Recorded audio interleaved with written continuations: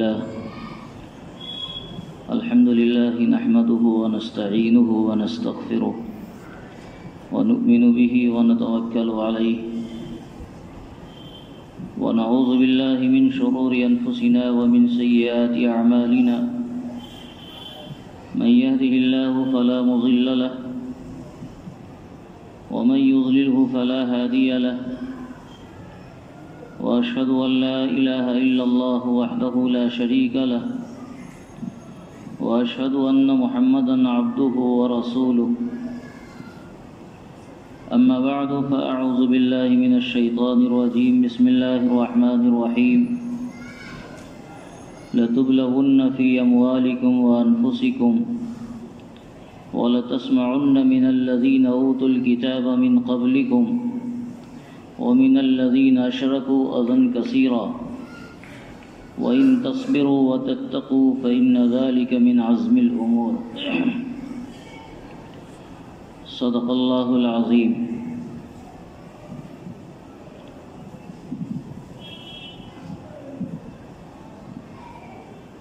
گزشتہ جمعہ کو اسلامی ہدایات کی روشنی میں یہ واضح کیا گیا تھا کہ مسلمانوں کے لیے اللہ رب العزت نے جو قانون بنایا ہے، اسلام کی شکل میں ہمیں عطا فرمایا ہے، اس قانون پر عمل کرنا ایک مسلمان ہونے کے ناطے ہماری ذمہ داری ہے۔ ابھی جو ملک کا ماحول چل رہا ہے اور اس سلسلے میں ہمارے اکابرین کی جو کوششیں ہیں، اس تعلق سے اکابرین کی طرف سے یہ ہدایات ہیں کہ حکومت ہند کے ایک خاص شعبے لا کمیشن آف انڈیا نے جو رائے طلب کی، اس کی آج آخری تاریخ ہے اور صرف آج تک رائے دی جا سکتی ہے یا جو رائے دی جائے گی اس کو شمار میں لایا جائے گا۔ اس لیے ملت کے تمام درد رکھنے والے ذمہ داران نے یہ اپیل کی ہے کہ اس جمعے میں بھی مسلمانوں کے درمیان مسلم پرسنل لاء اور یکساں سول کوڈ کے تعلق سے باتیں کی جائیں، اور جو چند گھنٹے رہ گئے ہیں اس میں مسلمانوں کو بیدار کیا جائے کہ جن حضرات نے اب تک اپنی رائے پیش نہیں کی ہے وہ حضرات اپنی رائے پیش کر سکیں۔ یہ چیز واقعی بڑے افسوس کے ساتھ کہنا پڑتا ہے کہ ہمارے بہت سے احباب کبھی یہ کہتے ہیں کہ اس سلسلے میں ہمیں کچھ معلوم ہی نہیں ہے۔ یہ میں اپنے علاقے کی بات کر رہا ہوں جہاں اس کا اتنا زیادہ چرچا ہوتا ہے۔ ایسے علاقوں میں اگر کوئی یہ کہتا ہے کہ اس سلسلے میں ہمارے یہاں کسی طرح کی کوئی پیش رفت نہیں ہے، یا یہ کہ اس سلسلے میں ہمیں کچھ معلومات نہیں ہے، تو یہ چیز ایک مسلم معاشرے کے لیے مناسب نہیں ہے۔ پورے ملک میں طوفان آیا ہوا ہے اور آپ جس چینل کو اٹھا کر دیکھ لیں تقریباً ہر چینل پر یہی بحث چھڑی ہوئی ہے۔ آپ سوشل میڈیا کے جس ذرائع کا استعمال بھی آپ کرتے ہوں ان ذرائع پر یہ بحث چھڑی ہوئی ہے۔ تو جو چیزیں پورے ملک میں بحث کا مدعا بنی ہوئی ہے، اس کے بارے میں اگر کوئی مسلمان یہ کہتا ہے کہ اس سلسلے میں ہمیں کوئی جانکاری نہیں ہے تو یہ چیز یقیناً قابل افسوس ہے۔ ابھی 2-3 دن پہلے ایک علاقے میں مجھے جانا ہوا، رات کا ایک پروگرام تھا، تو میں نے لوگوں سے جو سامنے بیٹھا ہوا مجمع تھا ان سے پوچھا کہ اس سلسلے میں کتنے لوگوں نے یہ رائے اب تک حکومت ہند کو دی ہے؟ تو ایک بندے نے صرف ہاتھ اٹھایا، اور خدا جانے وہ بھی کچھ سمجھ کر ہاتھ اٹھایا یا بغیر سمجھے ہوئے ہی ہاتھ اٹھایا، یعنی پورا مجمع نیل تھا، سناٹا تھا،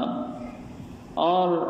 مسلمانوں میں جو بیداری ہونی چاہیے وہ بیداری یقینی طور پر موجود نہیں ہے۔ اگر کوئی یہ کہتا ہے کہ اس سلسلے میں ہمیں کسی بتانے والے نے نہیں بتایا، تو میں سمجھتا ہوں کہ وہ اپنی ذات کے ساتھ انصاف نہیں کر رہا ہے۔ میرا یہ ماننا ہے کہ جو صورتحال ابھی ملک کی ہے، اس صورتحال سے اگر کوئی مسلمان ناواقف ہوگا تو وہ شاید دوسری دنیا میں جیتا ہے۔ اس کی ایک بڑی وجہ یہ ہے کہ کوئی فرد ایسا نہیں ہے جو موبائل کا استعمال نہیں کرتا ہو، الا ماشاء اللہ۔ ایک آدھ کوئی نمونے کے افراد ہوں گے جو موبائل کا استعمال نہیں کرتے ہوں گے، اور جن کے پاس ملٹی موبائل نہیں ہوگا، سوشل میڈیا کا استعمال نہیں کرتے ہوں گے۔ کوئی ڈھونڈنے سے ایک آدھ ملے گا، 2 افراد مل جائیں گے، 3 افراد مل جائیں گے، ورنہ ہر گھر میں بڑے موبائل کا استعمال ہوتا ہے، اور ہر موبائل استعمال کرنے والا لازمی طور پر سوشل میڈیا کا استعمال کرتا ہے۔ وہ واٹس ایپ کا استعمال کرتا ہے، اکثر لوگ نہیں بلکہ 100% لوگ واٹس ایپ کا استعمال کرتے ہیں، بہت سے لوگ فیس بک کا استعمال کرتے ہیں، اس سے کم افراد ٹویٹر کا استعمال کرتے ہیں، انسٹاگرام کا استعمال کرتے ہیں، اور بچہ اور بوڑھا سبھی تقریباً ویڈیو دیکھنے کے لیے یوٹیوب کا استعمال کرتا ہے۔ یہ ممکن نہیں ہے کہ آپ اتنے ذرائع کا استعمال کرتے ہوں اور ان ذرائع کا استعمال کرنے کے باوجود بھی یہ خبر آپ کی نگاہ سے نہ گزرے۔ اس کا مطلب یہ ہے کہ ملی مسائل سے، قومی مسائل سے آپ کو کوئی دلچسپی نہیں ہے۔ آپ سوشل میڈیا کا استعمال کرتے ہیں تو اپنے ذہن و دماغ کی تفریح کے لیے کرتے ہیں۔ مجھے تو حیرت ہوتی ہے کہ ایسی اطلاعات جو ایک کونے میں ہوتی ہیں، مثلا ملک میں کہیں کھیل ہو، اللہ شاہد ہے کہ ہم لوگوں کو کبھی پتہ ہی نہیں چلتا کہ کب ملک میں کون سا کھیل ہو رہا ہے۔ لوگوں کی سرگرمیاں دیکھتے ہیں تو کبھی پتہ چل جاتا ہے کوئی میچ ہو رہا ہے، تو کوئی ون ڈے ہے، تو 20 ہے، تو فلاں ہے، ڈھکا ہے، اور آج تک اس کی حقیقت ہم نہیں سمجھ سکے۔ تو یہ صورتحال ہوتی ہے، لیکن ان چیزوں میں بچے کو واقفیت ہوتی ہے کہ آج فلاں ٹیم کھیل رہی ہے، اور آج فلاں بندہ کھیل رہا ہے، فلاں ٹیم ہار گئی اور فلاں ٹیم جیت گئی۔ یا اور آگے بڑھ کر میں کہتا ہوں، فلمی دنیا کے لوگ اگر کوئی پروگرام کرنا چاہتے ہوں تو اس سلسلے میں ہمارے ہر نوجوان کو اس کی اطلاع ہوتی ہے۔ لیکن یہ ملت کا ایک مسئلہ ہے، اور ملت کے تقریباً ہر دل درد مند رکھنے والے بے چین ہیں، اور اس سلسلے میں کوئی بستی والا یہ کہتا ہو کہ ہمیں معلوم نہیں ہے، ہمارے یہاں اس سلسلے میں کوئی سرگرمی نہیں ہے، تو میں یہی سمجھتا ہوں کہ شاید یہ لوگ اس دنیا میں نہیں رہتے ہیں، یا ان لوگوں کا دین و ایمان سے کوئی خاص تعلق نہیں ہے۔ اپنے یہاں بھی یقیناً بہت سے افراد ملیں گے جو آتے ہیں، نماز پڑھے چلے گئے۔ ہر ہفتہ پابندی سے ہم لوگوں کو آدھا گھنٹہ بھوکنا پڑتا ہے۔ یہ میں جان بوجھ کر یہ لفظ استعمال کر رہا ہوں۔ آدمی اپنی بات کو رکھے۔ کتنے افراد ہیں جو آتے ہیں اور بہت درد کے ساتھ باتوں کو سنے کہ کہنے والا ذمہ داری کے ساتھ کچھ کہہ رہا ہے، تو وہ بات کو سنے، اس پیغام کو سمجھے اور پھر اس پر عمل کرنے کی کوشش کرے۔ کتنے افراد ہیں؟ پچھلے ہی جمعہ کو ہم نے اعلان کیا کہ نماز کے بعد سارے افراد رکیں، 2 منٹ کا کام ہے، اور اپنے اپنے موبائل سے آپ حضرات اپنا میسیج کر لیں۔ لیکن رکنے والے کتنے افراد تھے؟ جو حضرات موجود ہیں وہ جانتے ہیں۔ کون سی ایسی ایمرجنسی ہم کو ہوتی ہے کہ پورا آوا کا آوا مسجد خالی کر دیتا ہے اور نکل جاتا ہے، اور ایک اپیل کی اتنی اہمیت ہمارے اور آپ کی نگاہ میں نہیں ہوتی کہ کم سے کم کہنے والے نے کچھ کہا ہے، منبر سے ایک پیغام کیا ہے، تو اس پیغام کا پاس و لحاظ رکھنے کے لیے ہی 2-4 منٹ رک جائیں۔ لگتا ہے مسجد میں سانپ بچھو ٹہل رہے ہیں، آدمی ذرا سا رکے گا اسے ڈس لے گا اور آدمی جان ہلاک کر دے گا۔ باہر وہی جا کر رکیں گے، باہر کا فاسٹنگ ہوگی، گھر پر ضرورت سے زائد اپنے اوقات کو فضولیات میں ضائع کریں گے۔ لیکن کبھی کوئی پیغام دیا جائے کہ 2-4 منٹ کی قربانی دے کر آپ مسجد میں رکیے، تو یہ رکنا ہم لوگوں کے لیے بڑا محال ہو جاتا ہے۔ سمجھ میں آتا ہے کہ ہم لوگ جو کچھ باتیں سنتے ہیں وہ ذمہ داری کے ساتھ نہیں سنتے ہیں۔ اب جمعہ ہے، مسجد میں آنا ہے تو آئے، بیٹھ گئے، بولنے والا اپنی ذمہ داری ادا کر رہا ہے، وہ بول رہا ہے، اور آواز ہمارے کان میں جا رہی ہے، ایک کان میں جا رہی ہے، دوسرے کان سے نکلتی ہے، کیا کہا،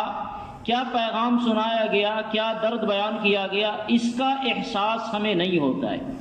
ہم تو دیکھتے ہیں سب ہماری نگاہ میں ہیں، کتنے لوگ وہ ہیں جو اپنی ہی باتوں میں مشغول رہتے ہیں،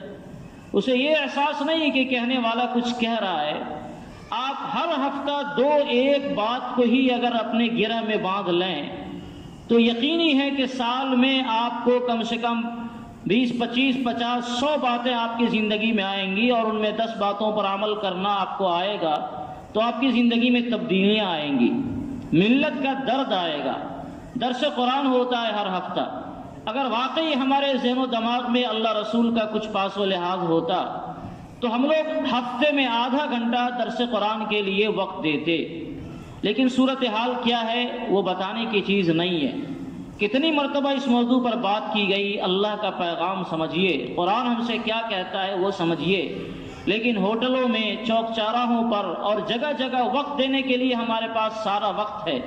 لیکن اگر قرآن کے لیے 20 منٹ، 25 منٹ، آدھا پون گھنٹہ ہم دے دیں گے تو ہمارا وقت ضائع ہو جائے گا، اور اللہ تعالیٰ کی یہاں شاید پوچھ ہو جائے گی کہ تم نے اپنے قیمتی وقت کو قرآن سننے میں کیوں ضائع کیا، اس لیے ہم دینے والے نہیں ہیں۔ تو سمجھ میں آتا ہے کہ یہ چیزیں بس ایک رسم کے طور پر چلتی ہیں، پیغاموں کو سنا نہیں جاتا ہے۔ کبھی کبھار دل دکھتا ہے اور ذہن میں آتا ہے کہ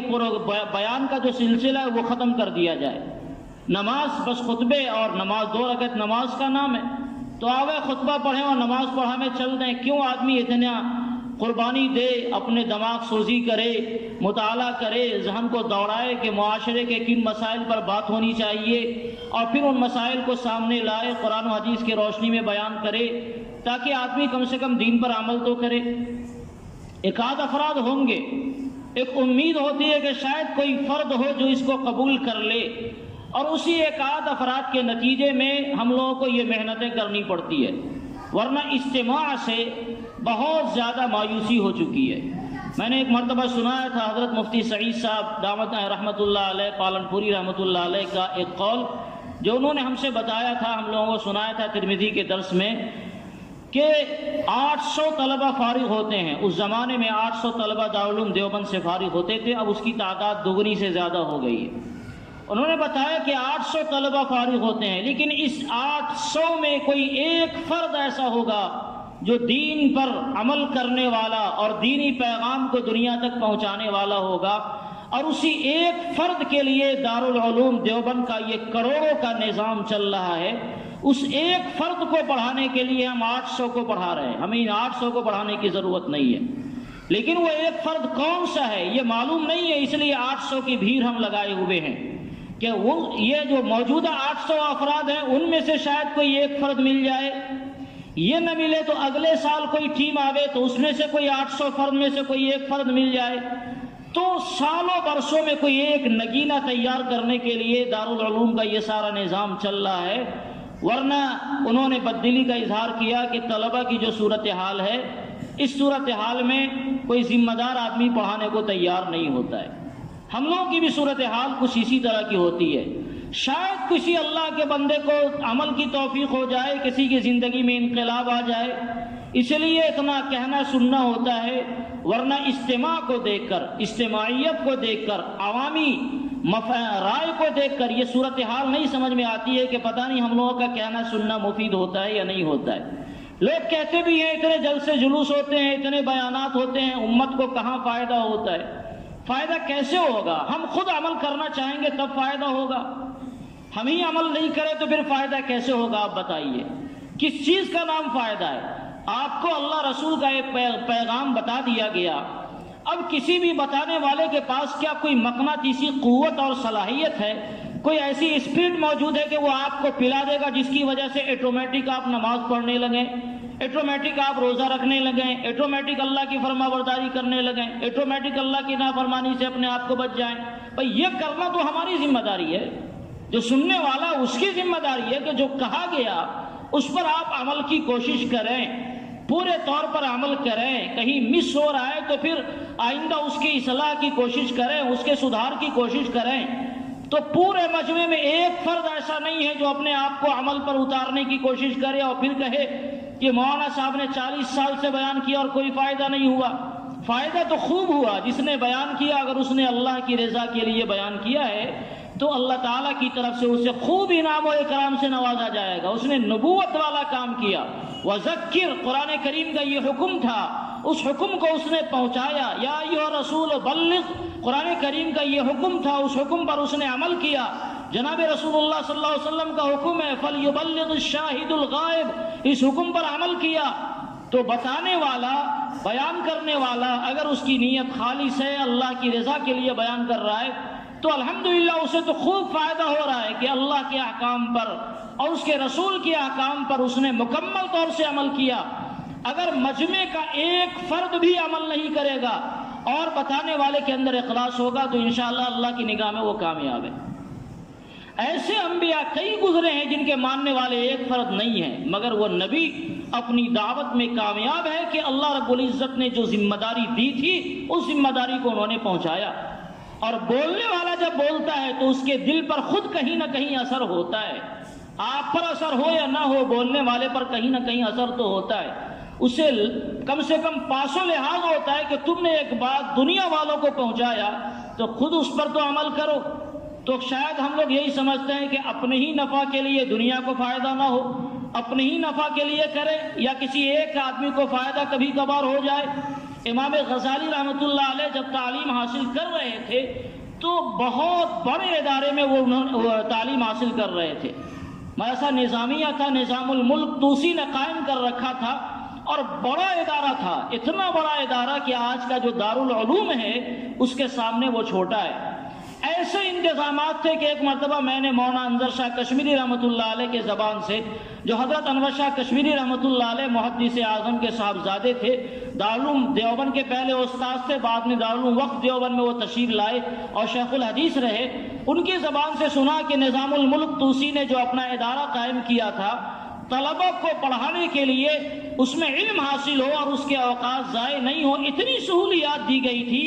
کہ کمروں کے اندر انگور کی شاخیں بھی ڈال دی گئی تھی تاکہ اگر بچوں کو انگور کھانے سے دلچسپی ہو تو وہ انگور توڑیں, اسے کھا لیں, اور اس کے لیے اس کو باغ نہیں جانا پڑے, اپنے سارے اوقات کو علم میں لگاویں.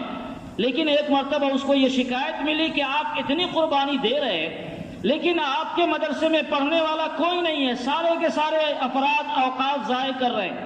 اوقات ضائع کرنے کا مطلب نہیں ہے کہ آج کے زمانے کے طلبہ کی طرح موبائل کھیل رہے ہیں یا یہ کہ اپنے اوقات کو پڑھنے میں نہیں لگا رہے, نہیں, پڑھ رہے ہیں, سبھی محنت سے پڑھ رہے ہیں, مگر ان کی نیتیں خالص نہیں ہیں, اللہ کے لیے وہ نہیں پڑھ رہے ہیں. تو نظام الملک توسی نے اپنا لباس بدلا, اپنا بھیس بدلا اور رات میں مدرسے کا معائنہ کیا اور سوچا کہ نگرانی کی جائے, لوگوں سے, طلبہ سے جائزہ لیا جائے, واقعی صورتحال یہی ہے.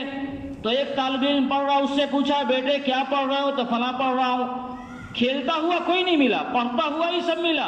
اب ایک سے پوچھا بیٹے تم کیا پڑھ رہے ہو, تو فلاں پڑھ رہا ہوں. کیوں ایسا پڑھ رہے ہو, تو کسی نے کہا مجھے بڑا عالم بننا اس لیے پڑھ رہا ہوں, کسی نے کہا بڑا مفتی بننا اسی لیے پڑھ رہا ہوں, کسی نے کہا مجھے محدث بننا اسی لیے پڑھ رہا ہوں, کسی نے کچھ اور بیان کیا, کسی نے کچھ اور بیان کیا.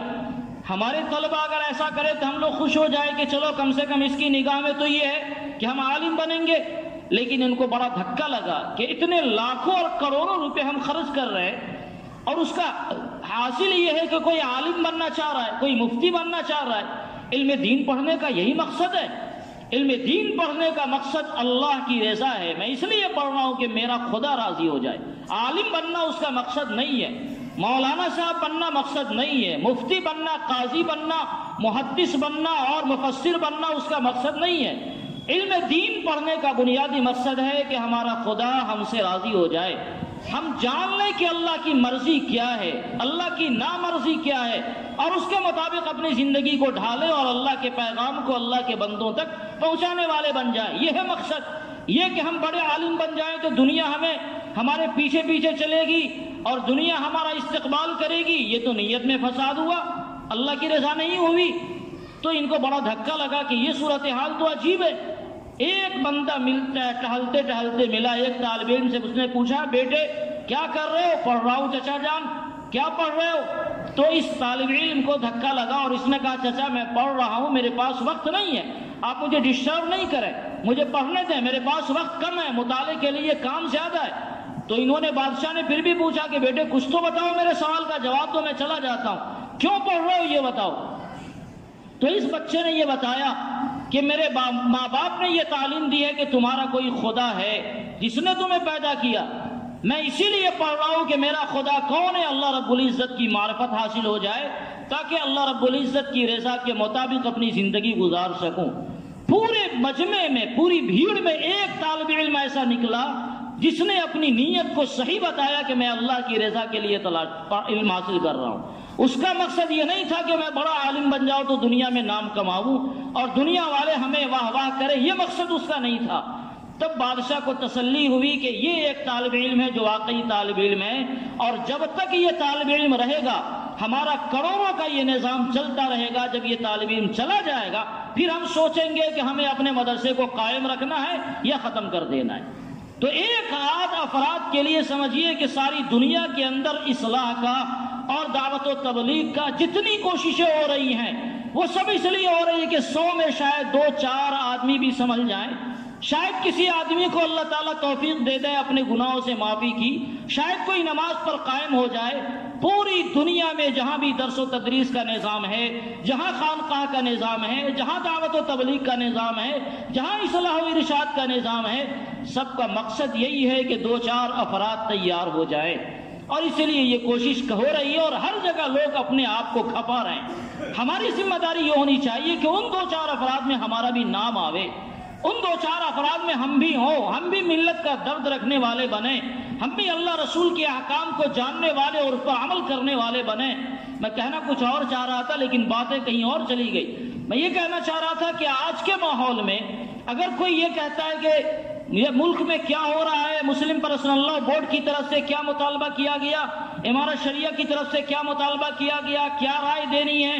تو بھائیو یہ چیز انتہائی نامناسب ہے۔ آپ دنیا میں آنکھ بند کر کر جی رہے ہیں یا کنویں میں جی رہے ہیں کہ بس کنویں سے باہر کی کوئی دنیا نہیں؟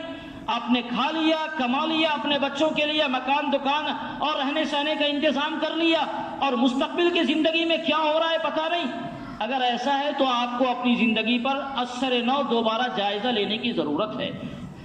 ہمیں جینے کا ہنر مل جائے اور جینے کی اجازت مل جائے، یہ زندگی کوئی زندگی نہیں ہے۔ ہم جئیں گے اپنے ایمان کی شناخت کے ساتھ، ہم جئیں گے اللہ رسول کی پہچان کے ساتھ، اللہ رسول کے احکام پر عمل کرنے کے ساتھ، مسلمان کی شان کے ساتھ اگر ہمیں زندگی مل رہی ہے تب تو ہم زندہ رہیں، اور واقعی زندگی قابل رشک اور قابل مبارکباد ہے۔ لیکن اگر کوئی زندگی صرف جینا ہو، بس جینا برائے جینا، جانوروں کی طرح کھانے پینے کا انتظام ہو گیا اور ہمارے رہنے سہنے کا انتظام ہو گیا، ہمارے بال بچوں کا سیٹلمنٹ ہو گیا اور ہمارے بال بچوں کے ایمان کا اللہ حافظ اس سے کیا بات، ایمان ملے نہ ملے، ہمارے بال بچوں کے آخرت کا، ہماری آخرت کا، ہماری ماں بہنوں کی عزتوں کا اللہ حافظ ملے نہ ملے، تو یہ زندگی بیکار ہے۔ اور کوشش کرنی چاہیے کہ ہمیں اپنی زندگی میں ایسی تبدیلی کی جائے کہ ہمیں دنیا کے ساتھ ساتھ آخرت کو لے کر ہم چلنے والے ہوں، اللہ کی مرضی کو لے کر چلنے والے ہوں، اللہ کے احکام کو لے کر چلنے والے ہوں۔ اور آج جو ملک کے اندر ایک انتشار پھیلا ہوا ہے مسلمانوں کی طرف سے خاص طور سے، وہ اسی لیے ہے کہ مسلمان یہ نہیں چاہتا کہ میں صرف جینا رہنا چاہتا ہوں، نہیں، صرف زندگی یہ تو کتوں کی بھی زندگی ہے، جانوروں کی بھی زندگی ہے، یہ زندگی کون سی کام کی؟ میں جیوں گا اپنے ایمان کی شناخت اور اپنے دین کی شناخت کے ساتھ۔ ایسی زندگی مجھے چاہیے جس زندگی میں قرآن اور حدیث پر عمل کرنا میرے لیے ممکن ہو سکے، اور اس ملک میں ہمیں اس بات کے، ہمارے قانون ملک کا جو قانون ہے اس میں ہمیں باضابطہ اس بات کی اجازت دی گئی، اور صرف اجازت نہیں دی گئی بلکہ بنیادی حق قرار دیا گیا کہ اس ملک کے رہنے والے ہر شہری کو اپنے مذہب پر قائم رہنے، اس پر عمل کرنے اور اس کی تبلیغ کرنے کی مکمل آزادی ہے۔ تو جب ملک کا قانون ہمیں اس کی اجازت دے رہا ہے تو اگر ہم اپنے مذہبی شناخت کے ساتھ جئیں، داڑھی ٹوپی کے ساتھ جئیں، نماز قرآن کے ساتھ جئیں، نکاح و طلاق میں شرعی ہدایات کے ساتھ جئیں، وراثت و حضانت میں شرعی رہنمائی کی روشنی میں جئیں، تو ایک طرف اللہ رسول کی بات کو ماننے والے اور اللہ رسول کی فرما برداری کرنے والے بھی ہم ہیں، اور دوسری طرف اپنے ملک کے قوانین کے تابع دار اور اس کے پاسدار بھی ہم ہیں۔ کیونکہ اس کی آزادی ہمیں ہمارے ملک کا قانون بھی دے رہا ہے کہ آپ اپنے ملک میں، اس ملک عزیز میں اپنے مذہب کی شناخت کے ساتھ جینے کی آپ کو مکمل آزادی ہے۔ یہ یکساں سول کوڈ کیا بلا ہے، تھوڑی دیر کے لیے اس کو سمجھنے کی ضرورت ہے۔ جب ہندوستان آزاد ہو رہا تھا اور اس کی کوششیں چل رہی تھیں، تو سب سے پہلے جب آپ ہندوستان کی آزادی کی تاریخ کا مطالعہ کریں گے تو سب سے آگے آگے آپ کو مسلمان ہی نظر آئے گا۔ مسلمان ہمیشہ اس ملک میں اس لیے آگے رہے کہ تاکہ اس کو اسلامی شناخت کے ساتھ جینے کی آزادی پہلے بھی تھی،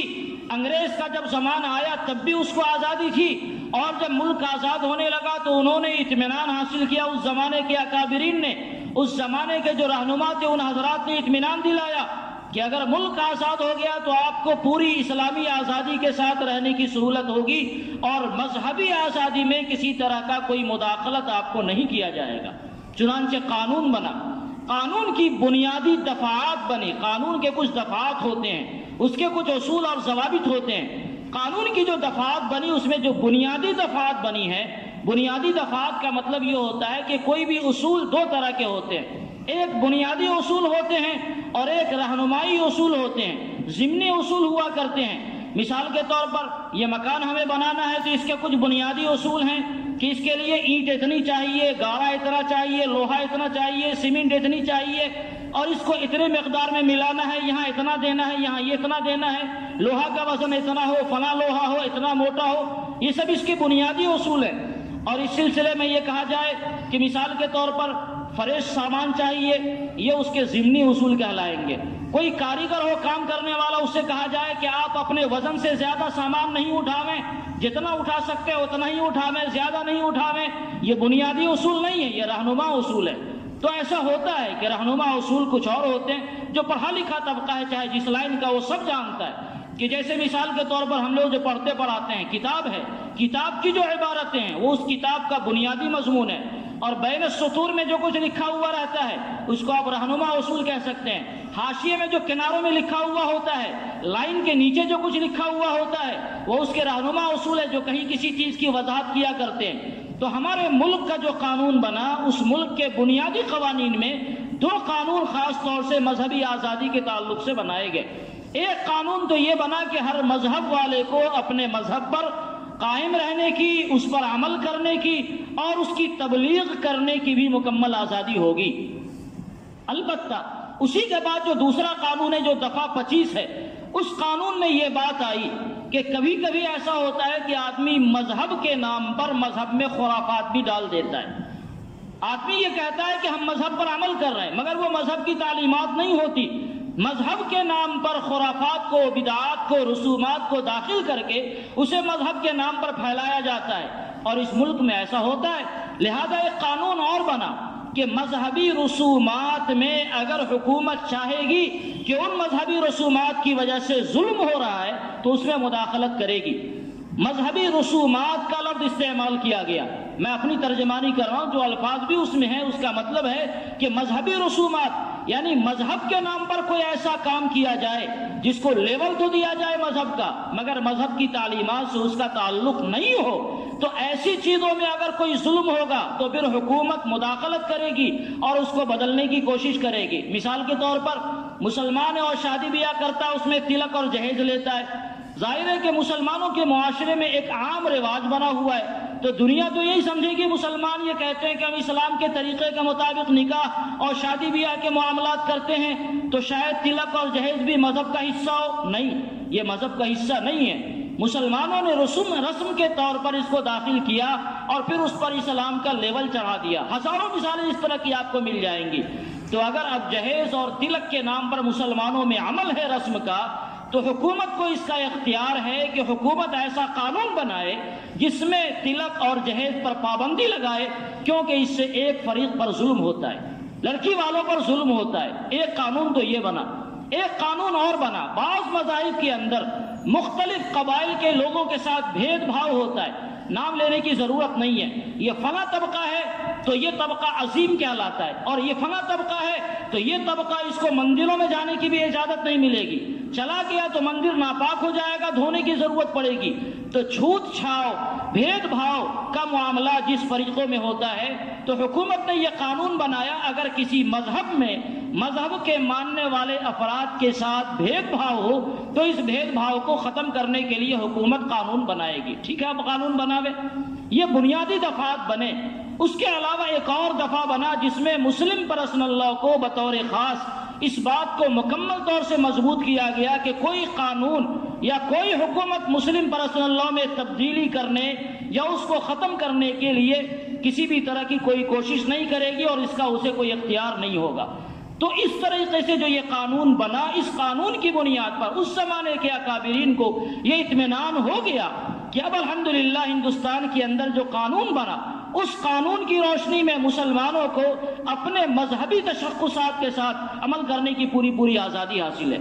آگے رہنما اصول بنے، ضمنی گائیڈ لائن بنے، اس میں ایک قانون یہ بن گیا جو دفعہ 44 کا قانون کہلاتا ہے، وہ یہ بن گیا عام طور سے آپ جب UCC کا جو پروگرام چلتا ہے اور بحثیں ہوتی ہے اس میں دفعہ 44 کا بار بار حوالہ دیا جائے گا، لیکن دفعہ 24 کا حوالہ نہیں دیا جاتا ہے، جو بنیادی دفعہ ہے اس کا حوالہ نہیں دیا جائے گا، اور جو ضمنی دفعہ اس کا حوالہ دیا جاتا ہے۔ دفعہ 44 میں کیا ہے؟ دفعہ 44 میں یہ ہے کہ حکومت کوشش کرے گی کہ تمام شہریوں کے لیے یکساں قانون بنائے جائیں۔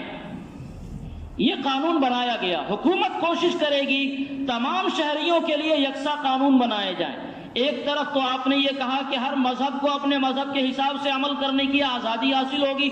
اور دوسری طرف آپ یہ کہہ رہے ہیں کہ حکومت کوشش کرے گی کہ تمام شہریوں کے لیے یکساں قانون بنائے جائیں۔ اس کا سیدھا مطلب ہم لوگوں کے نزدیک ہے، ہم لوگ پڑھتے پڑھاتے ہیں، اور جو حضرات منطق اور علم معانی وغیرہ پڑھاتے ہیں وہ حضرات سیدھا مطلب نکال سکتے ہیں۔ دونوں کے درمیان تطبیق دی جائے کہ جو مذہبی معاملات ہیں اس میں تو قانونی طور پر آزادی ہے، مذہبی معاملات کے علاوہ حکومت سب کے لیے یکساں قانون بنائے گی۔ قرآن و حدیث میں اس تطبیق کے بے شمار مثالیں ہیں، لیکن ہمارے ملک کے بہت سے دانشوروں کے دماغ میں عقل نام پر کوئی چیز نہیں ہے، تب وہ یہ کہتے ہیں کہ حکومت کو نے باضابطہ یہ قانون بنایا کہ سب کے لیے یکساں قانون بناوے، لہذا یکساں قانون بنانے کا مطلب سب کا قانون یکساں ہوگا اور جو مسلم پرسنل لاء اسے ختم کیا جائے گا۔ اگر دماغ میں ذرا بھی عقل ہو، گوبر بھرا ہوا نہیں ہو، تو آدمی کو یہ سمجھنا چاہیے کہ اگر دو چیزوں میں ٹکراؤ ہو اور دونوں برابر ہو تب تو اس کو ٹکراؤ مانا جاتا ہے۔ ایک ہے سوا سر اور ایک ہے ایک سر، اس کو ٹکراؤ نہیں مانتے۔ ایک قانون ہے جس کو بنیادی دفعات میں شامل کیا گیا، اور ایک قانون ہے جو رہنما اصول میں شامل ہے، اس دونوں میں ٹکراؤ ہے ہی نہیں۔ اگر ٹکراؤ ہے تو رہنما اصول کو ختم مانا جائے گا اور بنیادی دفعہ کو بنیاد مان کر اس کو قانون مانا جائے گا۔ اور اس کے علاوہ اگر دونوں میں تطبیق دینے کی شکل ہے تو آسانی سے بنیادی دفعات میں جو حقوق دیے گئے ہیں اس کو ہٹا دیا جائے، اس کے علاوہ بقیہ تمام چیزوں کے اندر آپ یکساں قانون نافذ کر دیں تو بھی مسئلہ آسانی ہے اور حل ہے۔ لیکن صحیح بات یہ ہے کہ لوگوں کے دماغ میں فطور ہے اور ایک خاص نشانہ بنا کر لوگ حملہ کرنا چاہتے ہیں، اس لیے دفعہ نمبر 44 کا شوشہ بار بار اٹھایا جاتا ہے، اور یکساں شہری قانون، اسی کو یکساں civil code, uniform civil code, یا اسی طرح کامن سول کوڈ، یا اختصار کے ساتھ UCC کے نام سے بار بار اس جن کو بوتل سے باہر کیا جاتا ہے کہ خود ہمارے قانون ہند میں باضابطہ یہ کہا گیا ہے کہ حکومت کوشش کرے گی تمام شہریوں کا قانون ایک جیسا ہو، تو حکومت کو یہ کوشش کرنی چاہیے، اور جب یہ موقع ملے تو حکومت کو ایسا قانون بنانا چاہیے جو قانون تمام شہریوں کے لیے برابر ہو، اور آج ان کو یہ موقع ملا ہوا اس لیے کہ آج ان کو اکثریت ہے، اسی لیے یکساں سول کوڈ کا یہ جن بار بار بوتل سے باہر کیا جاتا ہے۔ سیدھی بات یہ ہے کہ حکومت کے قانون کی بنیاد پر، ملک کے قانون کی بنیاد پر بھی اس ملک میں یکساں سول کوڈ کا کوئی راستہ ہے ہی نہیں، ایسا راستہ جس میں تمام مذاہب کے مذہب کی آزادی کو ختم کر دیا جائے، ایسا نہیں ہے۔ اس کے علاوہ اگر آپ یکساں سول کوڈ کو نافذ کرتے ہیں تو اس میں معاشرتی قوانین عام طور سے آتے ہیں، ہر مذہب اپنے مذہب کے اعتبار سے جس میں دوسرے مذاہب کے ماننے والوں کے ساتھ کوئی ٹکراؤ نہیں ہو، اس کو رہنے سہنے کی آزادی حاصل ہے۔ آپ نکاح و طلاق کرتے ہیں، اسی طرح آپ شادی بیاہ کرتے ہیں، وراثت کا معاملہ ہوتا ہے، بچوں کے لینے دینے کا، پرورش کا معاملہ ہوتا ہے، اپنے گھر کے نظام کا معاملہ ہوتا ہے۔ ظاہر ہے اس میں دوسرے کو دخل دینے کی کیا ضرورت ہے؟ اس میں مسلمان اسلامی قانون پر عمل کرتا ہے۔ لیکن جب آپ یکساں سول کوڈ بنائیں گے، تمام شہریوں کے لیے یکساں قانون بنائیں گے، تو اس میں ہر شہری کا جو قانون ہے وہ ایک ہوگا۔ ہندوؤں کا قانون بھی ایک، عیسائیوں کا قانون بھی ایک، قبائلیوں کا قانون بھی ایک، آدی واسیوں کا قانون بھی ایک۔ تو ہر مذہب اور ہر طبقہ ایک قانون پر عمل نہیں کر سکتا ہے۔ اور مختلف علاقوں سے یہ آوازیں آنے لگی ہیں کہ یکساں سول کوڈ کو ہم نہیں مانتے۔ اب دیکھیے حکومت کے من میں چور ہے۔ میں تو کہتا ہوں کہ واقعتاً یکساں سول کوڈ یعنی پورے ملک کا اور ملک کے ایک ایک فرد کے لیے ایک قانون بنا دیا جائے اور سب کو اس پر عمل کرنے پر مجبور کیا جائے۔ یہ ممکن نہیں ہے، ایسا کیا ہی نہیں جا سکتا ہے۔ کوئی حکومت ایسا سوچے گی تو وہ حکومت دیوالیہ ہوگی، اس کا مطلب تو ایسا نہیں کر سکتی۔ اب جب مختلف علاقوں سے یہ بات آئی تو ہماری وزارت داخلہ کی طرف سے یہ وضاحت ہوئی کہ فلاں لوگوں کو، عیسائیوں کو، آدی واسیوں کو اس قانون سے مستثنی رکھا جائے گا۔ یعنی دماغ میں جو چور ہے وہ پہلے ہی سے بلی تھیلے سے باہر آ رہی ہے۔ جب آپ فلاں کو باہر نکالیں گے اس قانون سے اور مستثنی کریں گے تو پھر یکساں شہری قانون کہاں رہا؟ یہ قانون سب کے لیے برابر کہاں رہا؟ اس کا مطلب یہ ہے کہ اس قانون کا بنیادی مقصد مسلمان ہے۔ مسلمان اپنے دین و ایمان سے دستبردار ہو کر وہ ہندوستان کی تہذیب میں ضم ہو جائیں اور ہندوستانی تہذیب کو اپنے اندر اپنا لیں، یہ اس قانون کا بنیادی مقصد ہے۔ اور اس قانون کی جو تشریحات کے حوالے سے جو بعض نتائج اخبارات میں آئے، جو 11 نتائج کے نام سے اخبارات میں آئے ہیں، ان نتائج کو بھی پڑھنے سے یہ اندازہ ملتا ہے کہ اس سب کا بنیادی مقصد کیا ہے۔ بنیادی مقصد مسلمانوں پر حملہ کرنا ہے۔ مسلمانوں کے حلالہ والے قانون کو ٹھیک کیا جائے تو وراثت والے قانون کو ٹھیک کیا جائے، تو طلاق اور نکاح والے قانون کو ٹھیک کیا جائے، تو گود لینے والے قانون کو ٹھیک کیا جائے۔ تو اس کا مطلب یہ ہے کہ یہ یکساں شہری قانون نہیں ہے، مسلمانوں کو ہندوستانی تہذیب میں شامل کرنے والا قانون ہے۔ یکساں شہری قانون اگر آپ بناویں اور آپ کی نیت ٹھیک ہو تو واقعی بنائیے جو سب کے لیے برابر ہو، ہر قوم کے لیے برابر ہو، ہر قبیلے کے لیے برابر ہو، ہندوؤں میں بھی جتنے قبائل ہیں سب کے لیے برابر ہو اور سب کو نافذ کریں۔ کوئی نہیں مانے گا، مسلمان بھی نہیں مانے گا، لیکن یہاں مقصد تو وہ نہیں ہے، مقصد کچھ اور ہے۔ اسی لیے باضابطہ all India Muslim personal law board نے، امارت شرعیہ نے اور ملک کی دیگر تنظیموں نے یہ کہا ہے کہ آپ اپنی رائے دیں کہ یکساں سول کوڈ کے نام سے جو قانون بنایا جا رہا ہے، چونکہ اس قانون کا نشانہ صرف اور صرف مسلمان ہوگا، اس لیے مسلمانوں کو اس طرح کا کوئی قانون منظور نہیں ہے اور اس کی تاریخ رائے دینے کی بس آج بھر ہے۔ یہ بڑا افسوس ہے کہ اس ملک میں 1 کروڑ سے زائد مسلمان، کتنا 1 کروڑ سے زائد مسلمان رہتے ہیں، لیکن جو یہ پہنچی ہے رائے جو پہنچی ہے وہ 20 لاکھ کی تعداد کے حساب سے بھی نہیں پہنچی ہے۔ 1.25 کروڑ سے زائد مسلمانوں کی باضابطہ حکومتی اعداد و شمار کے اعتبار سے آبادی ہے، لیکن جو رائے پہنچی اس کی تعداد 20 لاکھ کے برابر بھی نہیں ہے اور بہت سارا صوبہ اس میں ایک دم پیچھے ہے۔ اس کا مطلب یہ ہے کہ مسلمان اس ملک میں ذمہ داری کے ساتھ نہیں رہتا ہے، اس کو اپنے دین و ایمان سے اور اپنے دینی عقائد سے، دینی تعلیمات سے کوئی خاص واسطہ نہیں ہے، بس وہ نماز روزہ پڑھ لینے کو